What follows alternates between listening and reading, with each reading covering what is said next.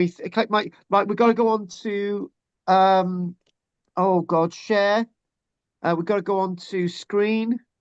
And we've got to do this. So let's just see what we've got. So now you're gonna have to guide my hand, Richard, because I don't know what we're looking up. Except for a turkey. Hang on. Oh, hang on. We don't want What you that. gonna do? Quickly or? Hang on. Right, okay, let's just do that. No, we're getting the same thing. What's going on? Right, okay. So, okay, we've got like Bay Erin, which is Bay, um, Bay, um, not bad. I think there's an X in it, no? Yeah. Tapestry. Right, Okay. okay, so, Why? oh yeah, well, we've got, yeah, all right. So Tapestry, New Discovery, maybe? Yeah. New Discovery. Oh, it got There it. it is. Yeah, there it is. Right, there it is. Right, okay. Uncover lost home. No, hang on. How can I just? Uh, is it? What's Right. further up? There Hang on. it is. It's basically talking about a few things here. But here Hmm. It's it's not. about the fragment. So Yeah. Yeah. newly discovered a missing fragment. Hang on. Hmm. Newly discovered. Oh, go away. Accept. Right. Newly discovered, a missing fragment of the Bayeux tapestry is returned to France, likely removed by Nazi researchers. The scrap of fabric is a small but crucial part of the tattered tapestry's nearly 1,000-year-old history. Right. Um, so it's got the missing fragment of the tapestry was discovered, State Archives, Schleswig-Holstein, and it's been there since for 80 years. And the find came from the collection of Karl Schlasbau, renowned textile archaeologists who work with an SS organization group of academics called the Ahnenerbe. Under the command of Heinrich Himmler, the Ahnenerbe group, and there they go. They were going out traveling, collecting these things in 1941. At some point, a member of the group apparently removed a small section of the underside of the tapestry and brought it back to Germany, where it remained hidden for decades. Now the thing is, it's not going to be a big fragment like that, is it? It's going to be a small fragment, but nevertheless, so the original length 230 feet, and it's part of French heritage. It talks about the history. And we can't get any other information of the fragment, actually. But the story ends abruptly with the English fleeing William and his conquerors. Experts believe the tapestry is missing between 8 and 10 feet of fabric, but there's this little bit that was found. And yeah, it's got some other stuff there. So you go during World War II. There we go, a bit of the tapestry. And oh, and there's the cabinet. There's the museum where you can actually see it being discovered. So in the dark. Anyway, thanks for that, Richard. I'm just gonna double check one thing. So if we go back out there, there we go, stop share. And I'm just gonna check my images. And by the way, Pat, I mentioned that somebody went to the Carmarthen Museum in my live show and saw that they couldn't find the gold objects. Oh, no, you can't find them because they're too delicate. They cannot take Yeah, them I was telling people this, and everyone was going, "How can they be so delicate if I only handled them about 8 months earlier?" Well, the It brass was things are there, but they're it under was glass. You know, were they it brass, was bronze? Oh, absolutely shocking, absolutely yeah. shocking. Right, Just I've just realized that. the images Oh, you're on right here. now. So the images are actually on here. So I'm gonna put these on. We're gonna look at there we go. Oh, by the way, there's Chepstow, just the castle, and Pat. So when you go there on the 22nd, Yes. I know you've been to the castle lots of times, but Yes, yes. you still got to go up there and just look out over the river. Okay. Don't go So, to the castle to do that, do I? pardon? I can look over the river without going in the castle. You don't need to pay your dollars to go into the castle. Right. Okay. Yeah. Is it Cadu or is it It's Cadu. It is Cadu. Oh, I got a ticket to get in there free. Well, make sure you bring it with you. Yeah, Yeah. yeah. I know you and Anna have had this big discussion about going into the castle, and that it's going to be like, yeah, the castle goes on forever, and your legs will wear out. Yeah. Yeah. I heard all that stuff. Oh, it was really odd yesterday. It was I could hear you talking, but I couldn't do anything about it. And then what happened last night? Because I know Goff will be watching this. It was like my phone with all the phone numbers on, like Richard and Goff, was the one that was off. Oh. So I couldn't do anything about that. And all the images were on this device, which I'm showing you now. So even if I'd got onto the other one, it wouldn't have worked. However, what I wanted to do tonight. Oh, Anne's just joined us. But Yes. how has she just joined us now? No. Pass.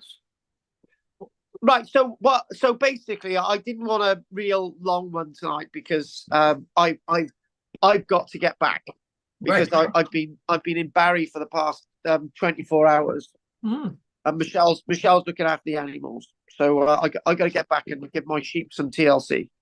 Right. So what I'm going to do is I'm going to get onto these images straight away before Anne starts to get a bit weird, right? And Anne, we know you're there, so I'm just gonna. What? I am here. Yeah. Yeah, I'm glad you're there. Right, we're going to share the screen now. And we're going to share screen. Bingo. Okay. Go. Go, go, go, go, go, go, go. Is it going to come up? Okay, right. Okay, let's go. Right, let's see images. Are you seeing this image now? Yes. Good. So tonight I wanted to do a little bit of a recording. It's not going to go on too long tonight, actually, but I wanted you to have an idea of this wonderful site, which paints a totally different picture on how and where and what the Iron Age started in the world. Now, this is basically new as it is, right? Because they've been debating this like now in February. And what's new about this is that they used to think, the Iron Age started sort of in Europe, right? And it was like, some Wednesday afternoon, suddenly somebody started using iron, and that was it. But what's happened is that the Indian archaeologists have been looking at this site for 20 years, right? It's called Tamil Nadu, right? And if you've ever heard of the Tamils, right? Yeah. This is what this is based on, right? So this wonderful the headlines. This is quite interesting headlines. The headlines are: did the Iron Age begin in India? Right, which is quite a statement to make. But it's quite a statement to make. It's not. Did the Iron Age begin in India? It's there's something really, really specific about this, because it's thousands of years older than anywhere else. That's what's important about it. And I don't know if any of you have looked at India. In India, you've got these large sort of iron statues, and they're quite proud of their iron, and that's a good point. That they're quite proud of the iron that has been found within this archaeological landscape. Now, when you look at that, the way I did this on Tuesday, I basically said to people that you've got to see this at point of view of comparison. So, okay, then that date there is 5,000 years ago, right? In other words, the dates for the beginning of the Iron Age evidence takes us back 5,500 years. So, if we want to do a comparison, we were only thinking about doing something at Stonehenge. Stonehenge wasn't even thought of 5,500 years ago, right? It wasn't even thought of. It wasn't a figment of people's imagination, right? So that's really, really important. Now, that's in Britain now, but they were and in Britain 5,500 years ago, 5,000 years ago, we weren't even using bronze yet. We weren't using copper. We weren't even using tin, right? It would be another, wait for it. It would be another 1,000 years would go by, right? Another 1,000 years would go by, and it was only roughly around 700, 800 years before Christ, which is 2,700 years ago, that we started using iron in Britain. And I know none of us have been to school. Me and Richard went to Barry Boys, but there's a difference of 2,500 years before we started using iron in Britain, and they'd been using iron in India for that length of time, 5,000 to 5,500 years ago. So the dates are a bit varied, but the dates for the earliest evidence for iron at this Tamil Nadu site is 5,500 years ago. And there is one thing that if the Indian archaeologists had turned around and said, "Look, Pat, we're the first people to actually start using iron on the planet," people would turn around and call you a liar, right? Because it's like they could not believe that iron would be so advanced in India all those years ago, and they actually started using steel over 3,000 years ago. Now, there's another bit of a timeline. This is the evidence that we're getting. This is amazing. This is so new. This is based on news from the 26th of February 2025. So this is so new. Now, the other thing as well is we're not having a mass use of iron in Egypt until about 3,000 years ago. This is Egypt now. So these people in India have been using iron for 2,000 years before they start using it in Egypt. Isn't that amazing? That's so amazing, right? Now, there's a word of warning with all of this, and the word of warning is quite thus. And there's one of the iron sort of kilns there, right? Iron furnaces, right? There's a word of warning. They're starting to really make iron 5,500 years ago. So if they're really starting to make iron 5,500 years ago, they must have been experimenting it for 100, 500 years, or maybe even 1,000 years before that, right? This iron is not just discovered by accident. Okay, let me give you an idea, right? Now, you can actually produce lead by finding galena, and if you can heat up your fire beyond 500, 600 degrees C, you can start melting the galena, and even lead in its purest form can be melted at 300 degrees C. Right. So lead, what the point is I'm making, folks, is lead can be accidentally discovered, right? Because if pottery, you're making pottery at higher temperatures than that. So lead can be accidentally discovered. Tin can be accidentally discovered if you're able to get over up to 1,000 degrees C, which is very hot. Copper can be accidentally discovered if you put a bit of malachite into a furnace. It starts to melt, right? But accidentally making iron, no. So these people must have had an idea that if you heat something up high enough, you might be able to produce something new. And this is exactly what's going on. For example, with the production of iron, somebody has realized that if you heat up certain stones, right, you can probably get different things. Right. So iron itself is like a red rock. right? Me and Pat, me and Anne did a little bit of this at the likes of St. Fagans. We had this like iron bearing stone which we couldn't really heat up because we couldn't get the furnace hot enough. Anyway, so for over 20 years, archaeologists in India's southern state, and I'll show you where this is. There it is.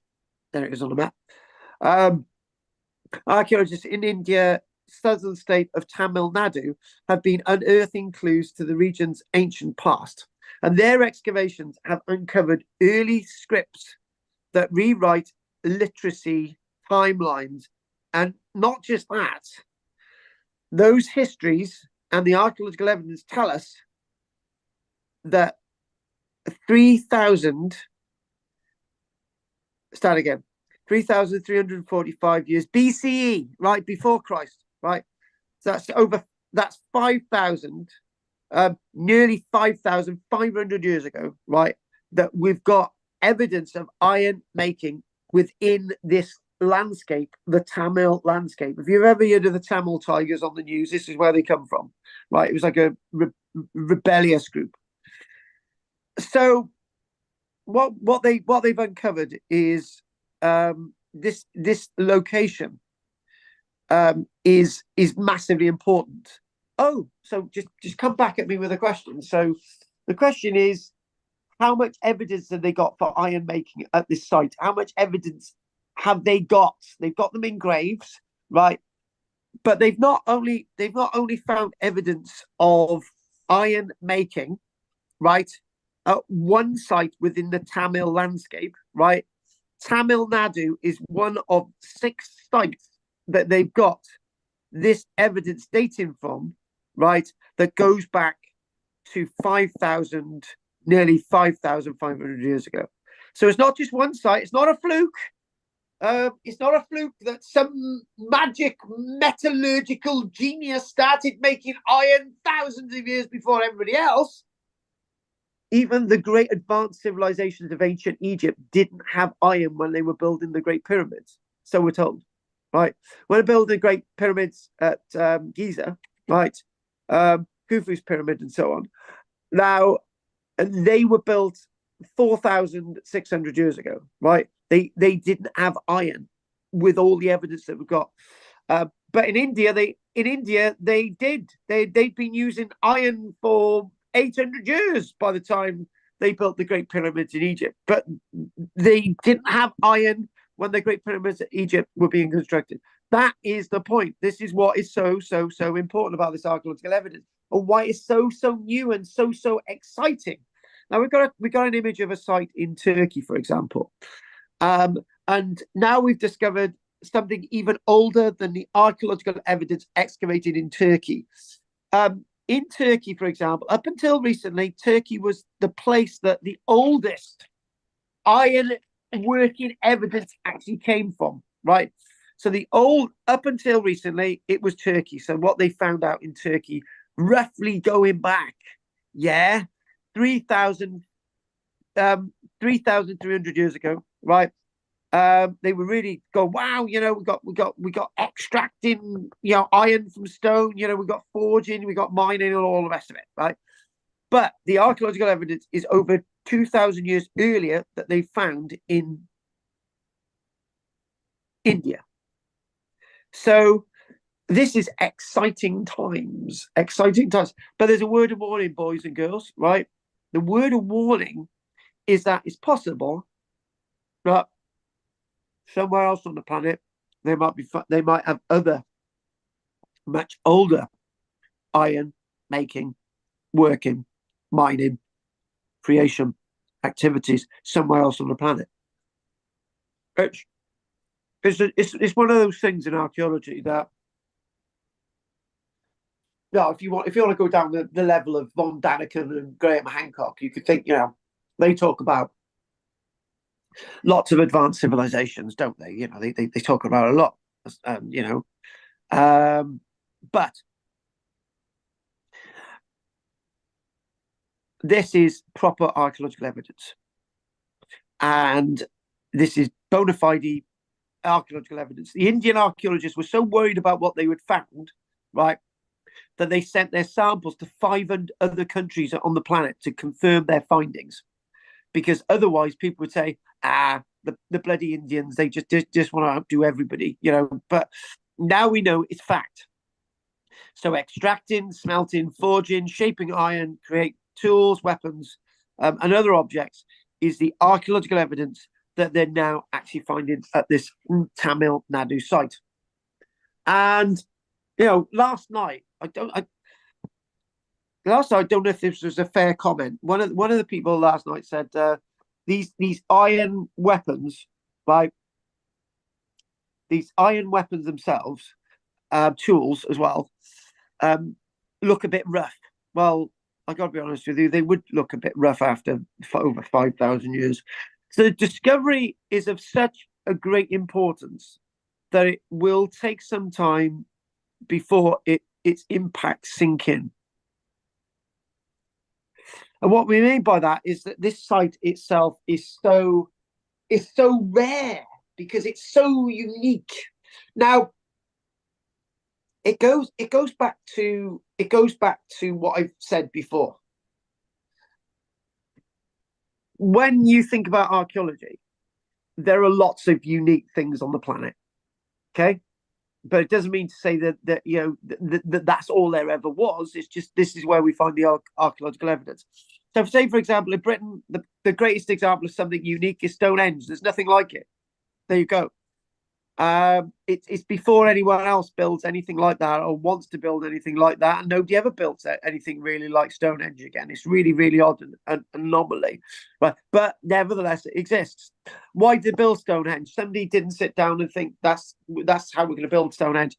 How Stonehenge was built was that it was just a development of somebody's mindset, a development of advanced thinking that created Stonehenge. So the point is, do we ask the question, did the Iron Age begin in Tamil Nadu on the southern peninsula of India? And again, we're not going to get precise moments. We're not going to get the 14th of October at 12:15. But somebody thought that they could heat the furnace up to create something better, because this is a point. What we found out on some archaeological sites was that if pottery kilns are allowed to just burn, right, and you keep adding fuel to them, right, the clay inside will melt. It will, and the enamel, everything will melt, right? So and people could just do that normally through the fires that they're making. But it's about trying to understand these civilizations and cultures to try and get the best information out of them. It really, really is. So when we think about iron, it's not by accident, it's deliberate. However, why are we producing iron in India at this early stage before anyone else? It's because of resources. The iron ore has got a lower melting point than our iron ore, which might have something to do with it. It's got really interesting population. It's got a history of mining. And so what we've got is that when we look at this wonderful site, the Tamil Nadu, archaeologists are discovering this site. The discovery is of such great importance, and the latest findings from these sites that I can't even mention. And this is another question: is producing iron accidental? No. Some people must have just sat down and thought, right, what's next? What is next? And this is a really important point. They sat down and said, what is next? Well, we've created that metal. We've done this. What is next? Because it's not accidental. It's impossible to make iron accidental. I've not come across It's not possible to make iron accidentally. It's just not possible. It's really not. Right? You're going to need to, yeah. It's because, again, I've repeated this over and over again. If you what we do say in archaeology is that they may have accidentally created earthenware jars. Obviously, somebody put a bit of clay in the fire, it heated up, and you got a pottery marble, right? But this higher technology is not accidental. It's the way the brain works. It's the way the brain evolves. So this is another thing. When you just because you've got metal doesn't mean to say you're an advanced civilization. But in this case, when you've got iron within this culture, they are an advanced civilization. And it's also a sense of stability, because if you've got an idea that at the end of this process you're going to be able to create iron, right? It must mean that your society is quite peaceful, and with a peaceful society, you're able to just make and create these tools over and over again. Now, just because that's what you do, that's what you're able to do, that's what you're able to create. And there is something else as well that we've got to say. Somebody from India didn't walk all the way to Pakistan, and then suddenly somehow they sort of went up over the Hindu Kush, and then they sort of went into Afghanistan, and then they just went sort of northeast and northwest all over the shop, right?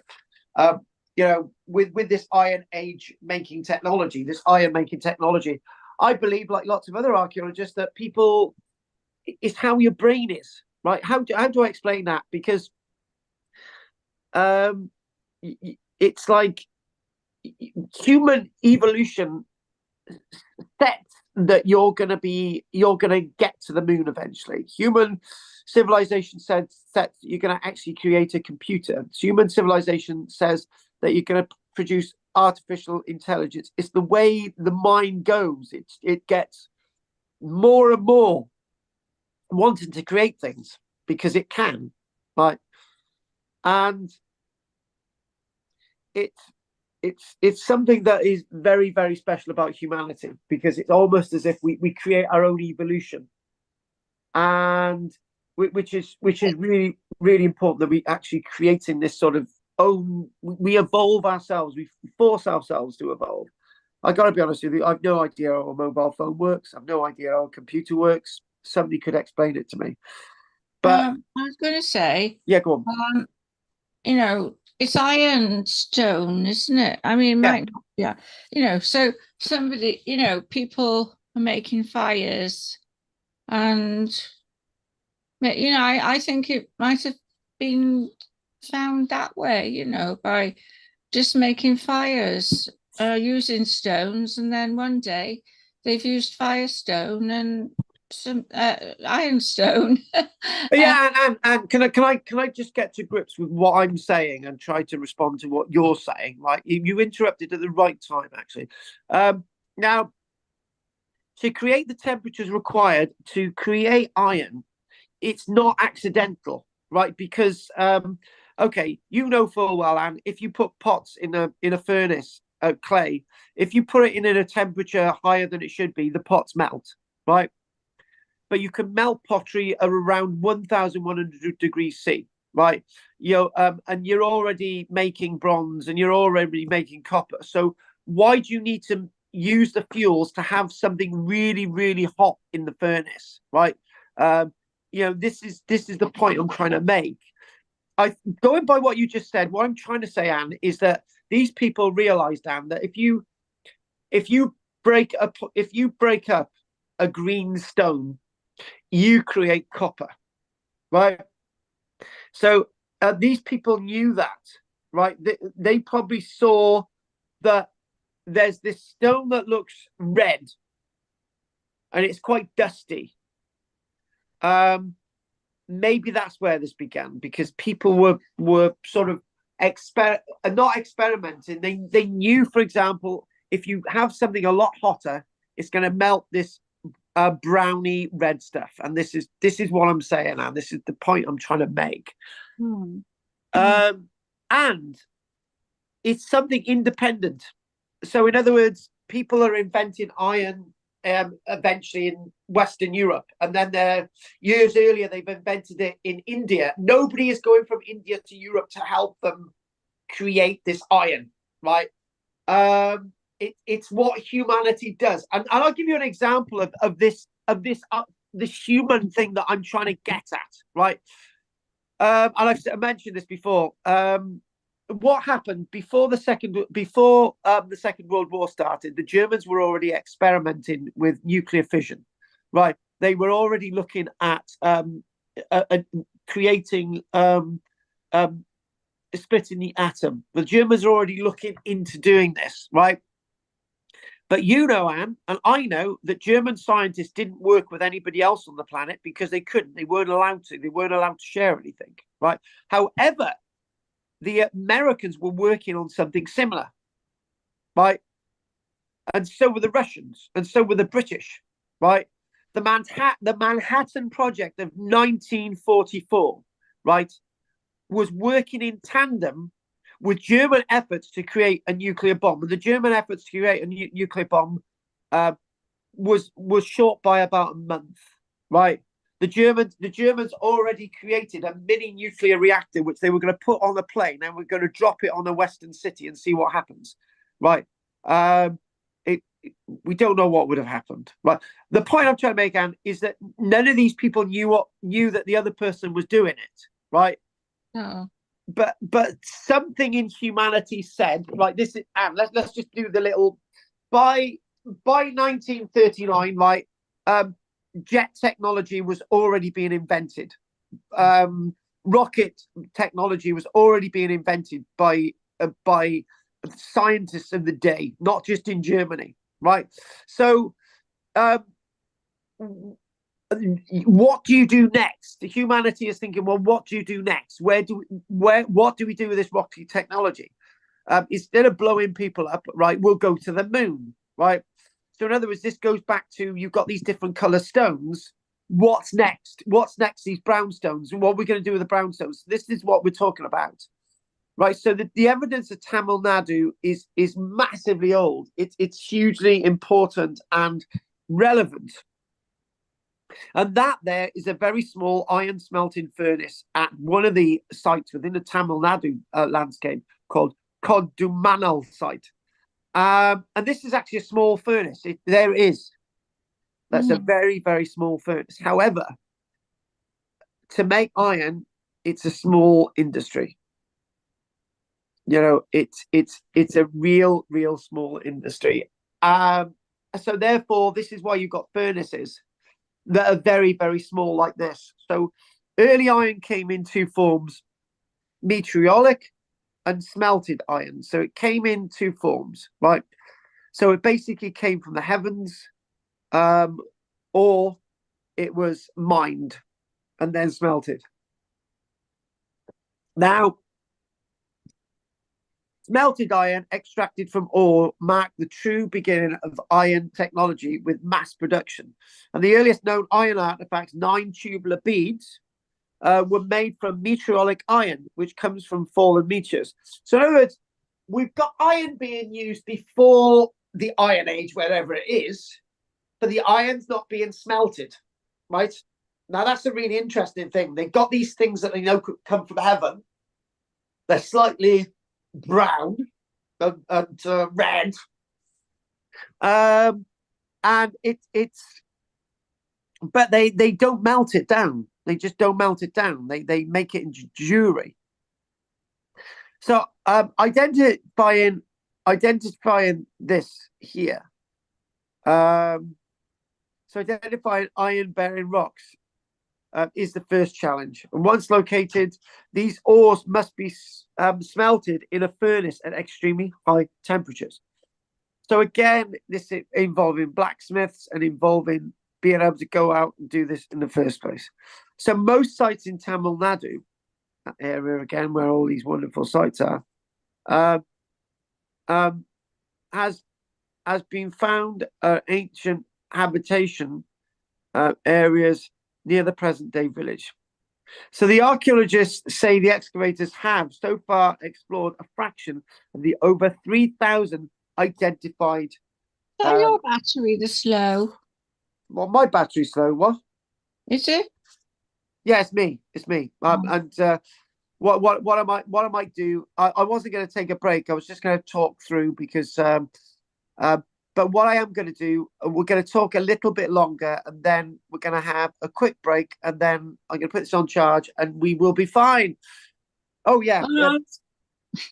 So this was meant to be a short one tonight anyway. So most sites in Tamil Nadu where iron has been found are ancient habitational areas. We've done that, but where that is, they've actually found 3,000 identifiable graves.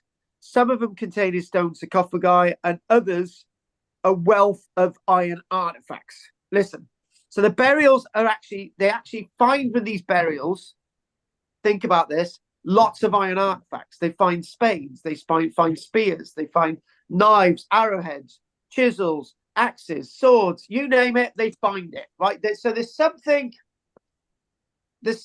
really powerful about me saying that, right? Because when you compare iron age sites in Scandinavia or iron age sites more like in Britain, right? When they're excavated by archaeologists, we don't find much in the way of iron remains in them, even though these are iron age burials, and even though we've been finding those remains, those artifacts, those iron artifacts at this site at Tamil Nadu in India. At burial sites such as this one here, at one site, over 85 iron objects, knives, arrowheads, rings, chisels, axes, and swords were found inside and outside burial urns. More than 20 key samples were robustly dated. And this is why we're able to get these dates from all these laboratories on the planet. They just sent them off, really panicking that nobody's actually going to believe the archaeological evidence that they've actually excavated. And what else is quite amazing? They've got evidence of ultra high carbon steel dating back to 3,400 years ago. Steel. It's the same type of steel that our cars are made from, but this steel is massively early. Iron steel, dating back to 1,400 years ago. 1,400 years BC, right? Which is 3,400 years ago. So the advanced steel, a direct evolution of Iron Age metallurgy, required sophisticated process and high-level understanding of iron. Now, again, this is all crucial stuff. This is all really crucial stuff. So what we're going to do, I didn't want to go on for too much longer tonight, but what I'm going to do, we're going to take a quick break, a very, very quick break. I'm going to charge this. And anyone want to say anything quickly? Well, I was thinking about other parts of the world. I thought, it would be interesting to find out about other parts of the world and how we know India had iron before we did. Yeah, exactly. A long time before we did. Massively long. Right. Okay, then. As they say, I want a really quick break now. So anything you want to say, Pat? No, thank you. And anything for you, Richard? No, nothing for me. I want us to be back in 5 minutes. Right. You do. Right. Oh, I'm gonna go somewhere. Okay. He's gonna go somewhere.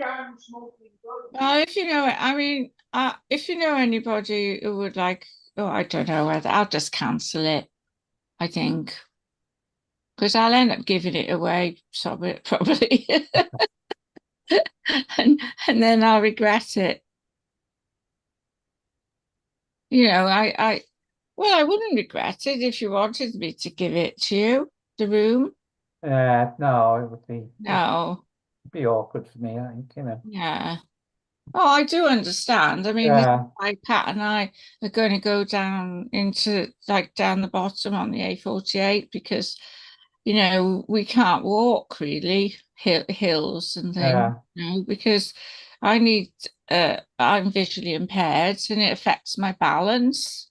And Pat's got a walker, you know, so we've got to go on the flat and then go up and just hopefully be able to just go straight into the. Right, where's Pat? Come on, Pat! Get your ass moving! Do you want it? Do you want to take your wife there? Oh.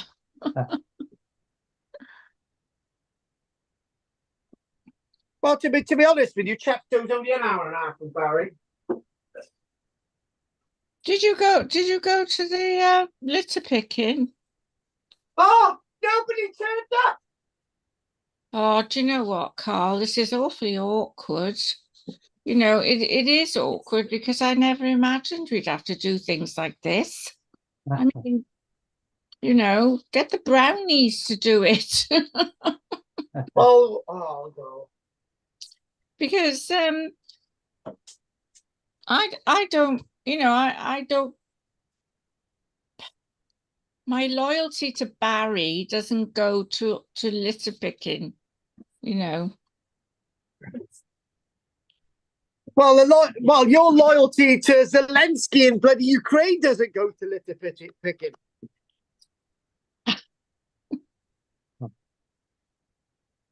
We know you're a supporter of Putin. Right, okay then, let's crack on. Oh, I had it on there then. I had it on. Where's the thing? Right, okay, go. She's not there. Oh, who's that up there? Right. Oh, there she is. What, she's a witch now? She's flying up in the sky now, is she? Yeah. I forgot about this. I was going to sit down and watch EastEnders. Me too. I was gonna watch something. Iron. I was gonna iron. Oh, okay, right. Anyway, we'll probably go for about another 10 minutes, okay? Okay. Right. So what we've got is this moment in time in India, right, marks a period when society began using and producing iron widely, making tools, weapons, and infrastructure.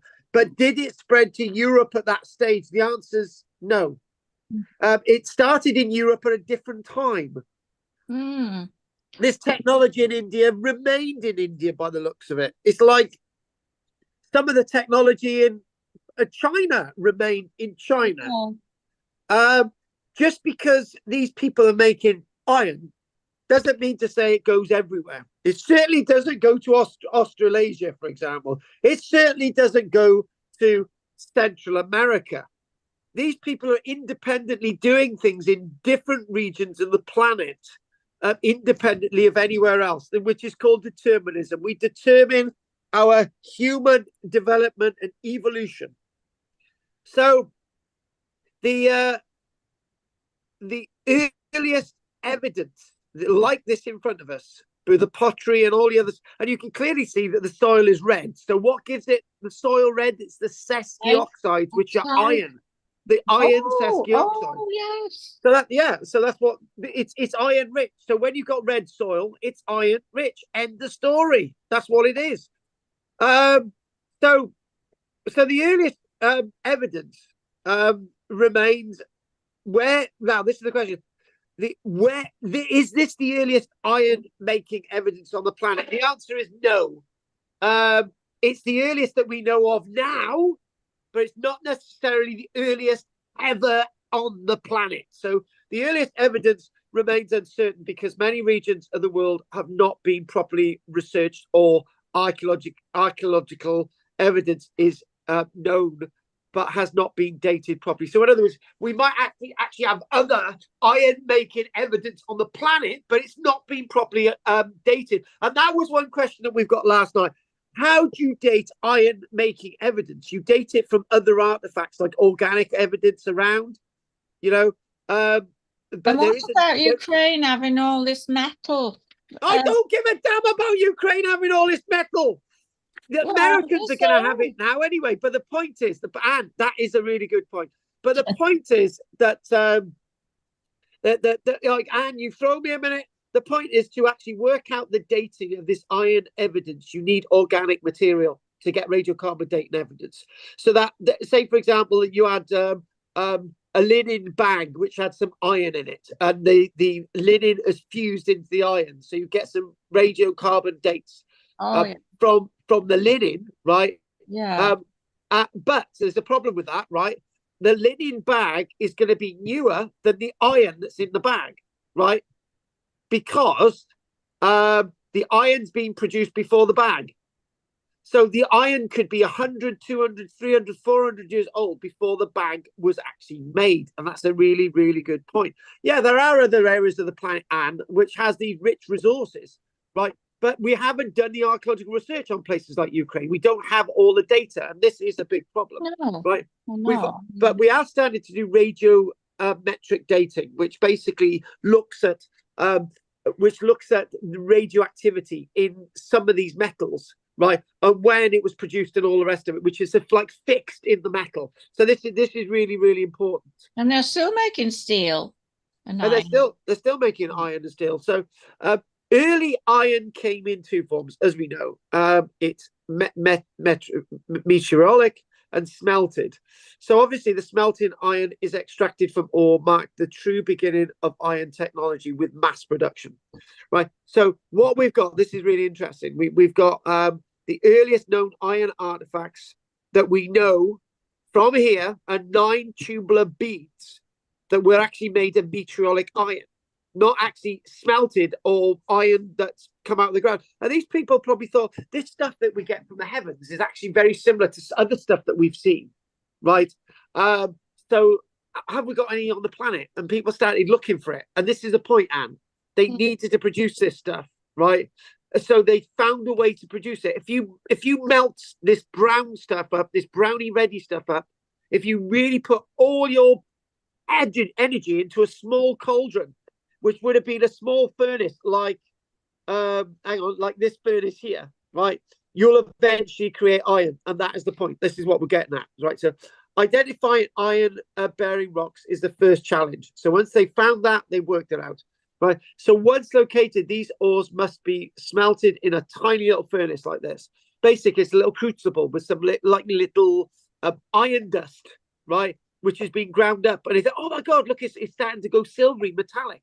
Right. Strangely enough, the other day I had an object, and I was trying to see if there were any if there's any silver in it, right? And I was heating it up with a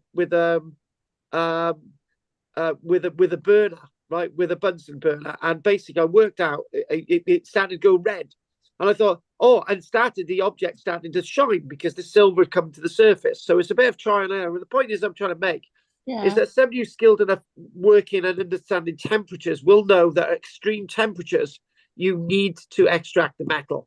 So without this process, raw iron remains locked within the rock. After extraction, skills, ironsmiths shape the metal into tools and implements, marking a crucial step in early iron making. So what they found in India, for example, is that in the north, this is a strange one. In the north, they're actually producing iron objects later than this, and the iron objects that we're talking about in the Tamil Nadu area are actually produced before the stuff in the north. To get the technology of iron spreading around India, you need to go via north, or you need to go via a shipping route. But the stuff in the south is earlier than anywhere else, right? Oh, right. So what they found is that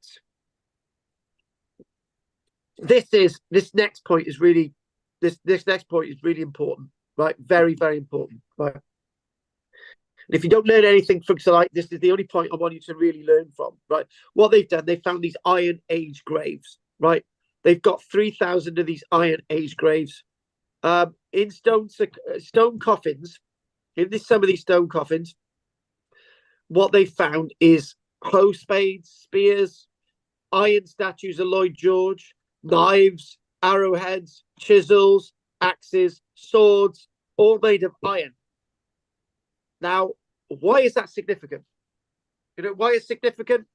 When we look at Iron Age burials in Britain, we don't find many iron objects in them. We might find the odd wheel hub we don't find much iron in them, right? We might find the odd iron sword, but overall, we don't find much iron in our Iron Age graves, right? It's, copper sword or something. Yeah, we do find little bits of iron, but there's not a lot of it, right? But in these Indian graves, there's loads of iron objects, right? That tells me something really intriguing. And it tells me something really different between Indian iron producers and British iron producers, right? Obviously, the British iron producers are producing that iron several thousand years after the Indian production, right? But the point I'm trying to make, right, is if you're so proud of iron and the manufacturing process, why don't you bury your loved ones with it? As they were doing in India, right? That's a really, really good point. And it goes back to this other thing. We've got loads of gold in Cymru, Wales, but we don't actually find much gold objects in Wales. They're usually found in England, right? And most of the gold objects that we find, like the Mold Cape, which we're going to be doing in a live show, like the gold at Dollarcothai, is actually not using Welsh gold. But in India, they bury their dead with the iron that they produce. So there's a different mindset. And I can't go any further with that because it starts to get a bit confusing. Right.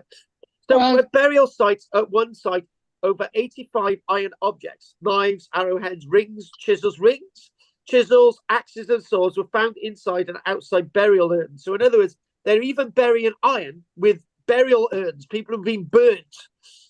So what they did, they sent 20 key samples were sent to 5 labs worldwide. So what they would do, these 20 samples, so they would divide the 20 into 5.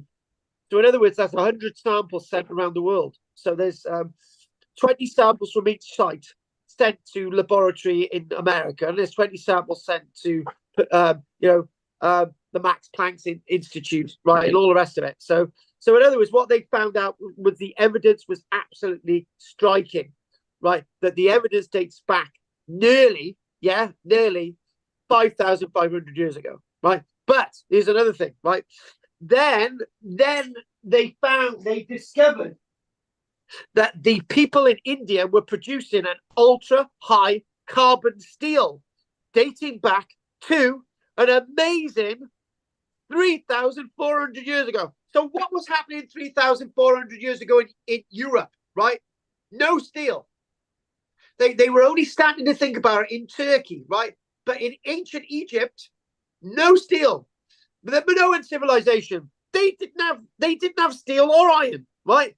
The people that came closest to having iron were the Mycenaeans, right? That was around the same time that the Mycenaeans, right, 3,200 years ago, right? They've got iron, right? This is how they're able to fight and beat the Egyptians, but the Egyptians eventually defeat them. But they've got iron, but they haven't got steel. So in other words, they've got steel in India when they'd already been using iron for 2,000 years. So it's a sophisticated, advanced steel that they've got in India. When we're using, when they're just about to use iron in that part of the Mediterranean. But we haven't got iron in Britain yet. You know, this is what we're talking about. We certainly haven't got steel yet about that time. 3,200 years ago. Yes, I am getting overexcited because it's a lovely subject. So the metallurgical, the sophisticated knowledge and precise high temperature processes. In other words, Anne, right? I'm going to say this: you don't accidentally produce steel, right? You can argue that they accidentally come across iron because they managed to get extreme temperatures to create it, but it may have been an accident. They might have witnessed a volcano and seen the Bugger me, yeah. effects of Yes. on stone. I don't know. No. Yes. It's like I Yes. mean, it's like that Yeah. thing, of not when you heat up. Oh, what's it called? Vitreous rock. Yes. You heat up. So vitreous Yeah. wall, so it could have been. I'm not saying it was found accidentally, but if something has happened where they've seen the effects of really high temperatures on rock. That's what I think. do you know what? You are very, very right. Yeah. No, and that was good. Yes. So therefore, it's not accidental. They observed this stuff. That's a really good point. Yeah. Yeah. They observed it. So in other words, they were intelligent. They knew that the temperature coming out. Right. There's 2 points here, Anne. Right. Don't spoil it because you're there. Right. They realized that the color, right, the color of this lava is a certain color. Right. And what's being produced is basically molten rock. Right. So they knew that if they managed to get this color, the right color in the furnace, which means that you've got to heat something at that color to melt this stuff in the first place, right? You're then able to create iron. And actually, Anne, that was absolutely fabulous. You nailed it. Really good. And your interruption gets 99 points for that. Out of 98. So this is the point that we're now starting to look at the radiometric dates, and it's quite likely that they may have actually been making steel in India, not just 1,400 years ago, right? That they may have actually been producing steel in India up to 4,000 years ago. So no, when I say 1,300, I meant 1,400 years BC, which is 3,400 years ago. So it may have been up to 4,000 years ago that they may have actually been technologically evolving steel. Just think about it. Steel just doesn't happen. It's an evolution. So what we've got is that these little tiny furnaces stick out. This is where it all begins. It begins small. Right, you don't create extreme heat by having a huge furnace, right? It's very small. So now this is really interesting. This is the good point with this thing. The archaeologists knew that this was an iron making furnace because of the color of the clay in the furnace walls that indicated that they managed to get the temperatures beyond 1,450 degrees C. Which is just below the temperature required to have flowing molten iron. They realized that Anne's point was right. So if the temperature of the volcanic lava creates a staining in the soil of a certain color, that means it's gone up to the temperature required to smelt iron. Bingo, Anne, you got it. So even if you don't have iron evidence in these furnaces, because of the color of the lining, you can tell that that's clearly what's happened. So clearly the people at the site were not just using iron, they were actively producing it. Mm-hmm. So as we sort of round up tonight, so to be sure, there's our site in Turkey where they got the earliest iron evidence. So to be sure, the Tabul Nadu excavations are not the first in India to uncover iron. At least, here we go.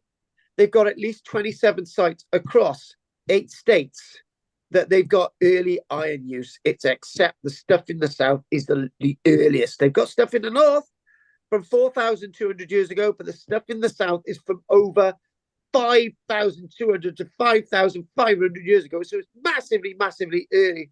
So the Iron Age is a technical shift, not a single origin event. So nobody said, right, we're going to create iron tomorrow. Are you going to do it? You're going to do it. We're going to move all the way around the world. We're going to create iron. That's not how it happened. When they're producing iron in Europe, they're not influenced by people in India because they're producing iron at different times, at different places, for different purposes in different parts of the world. So it's indigenous technology that is being developed in India. It's their own technology. And can you remember what I said about in Ireland? They have suddenly come up with the idea of cremating people 10,000 years ago, when people ain't cremating people for a much later time anywhere else on the planet, because the Irish decided that they want to cremate people, and they managed to get the temperatures right for a human body to be cremated.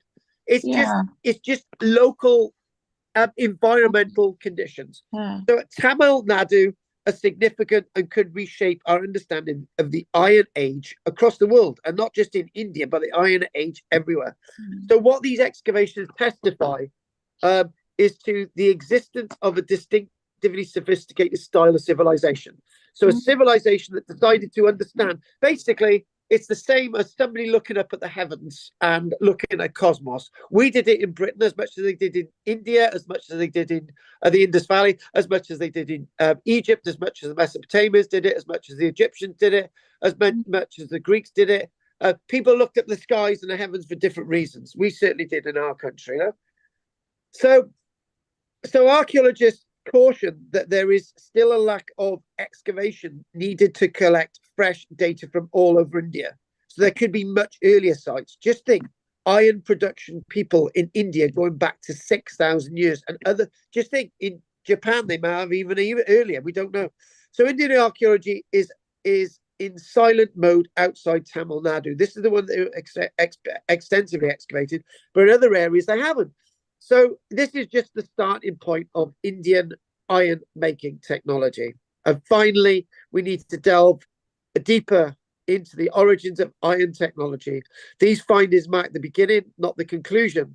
The key is to use this as a precise trace the process backwards and identify the sites where iron production truly began. So even though the Indians are saying, look, we've got the earliest evidence, but it could be somewhere else.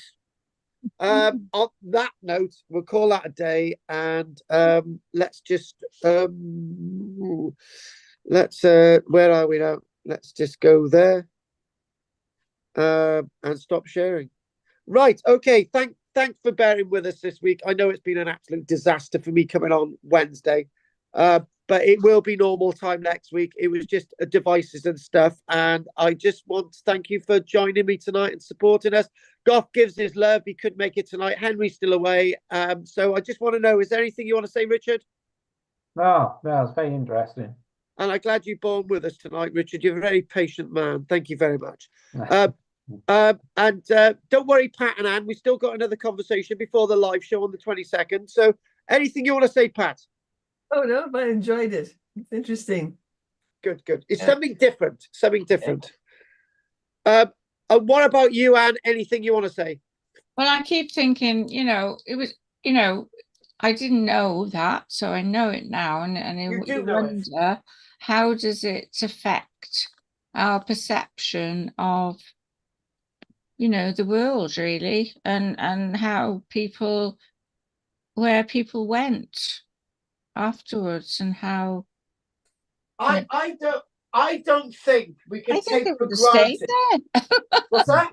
I think lots of people would have gone to India. Yeah, I don't think we can take for granted. I don't think that we can take for granted this idea that everything starts somewhere. It doesn't, right?